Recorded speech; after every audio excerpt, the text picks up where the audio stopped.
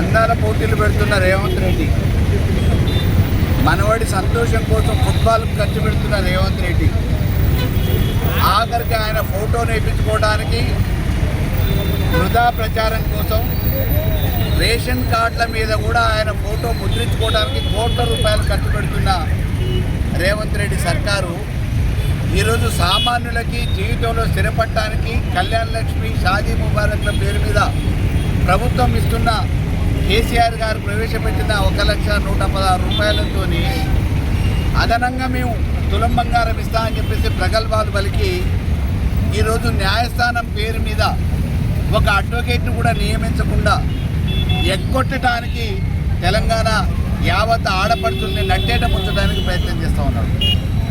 ఆ రోజు ఓట్లు రాబట్టుకోవటానికి మహిళా లోకాన్ని నమ్మించడానికి 4,000 రూపాయలు వృద్ధులకు అన్నాడు, 2,500 ఆడపడుతులకు మహాలక్ష్మి పథకం అన్నాడు, పెళ్లి చేసుకునే ఆడబిడ్డలకి కేసీఆర్ ఇచ్చే 1,00,000తో పాటు నేను ఇంకా తులం బంగారం ఇస్తానన్నాడు.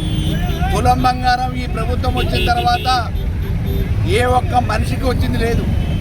ఈరోజు ఎట్లా ఎగవేయాలని రైతులకు ఇచ్చే రైతు బంధుని ఎగేసిండు, రైతు రుణమాఫీ ఎగ్గొట్టిండు, ఆఖరికి మనిషి చచ్చిపోతే ఇవ్వాల్సిన బీమా రెన్యువల్ కూడా చేయకుండా అబద్ధాల కోరు రేవంత్ రెడ్డి ఇవాళ కళ్యాణ్ లక్ష్మి, షాదీ ముబారక్ను కూడా ఆపటానికి దొడ్డిదారిన న్యాయస్థానానికి వాళ్ళ ఏజెంట్లను పంపించి ఈరోజు ఇయ్యొద్దు అని చెప్పేసి స్టే తీసుకొచ్చింది.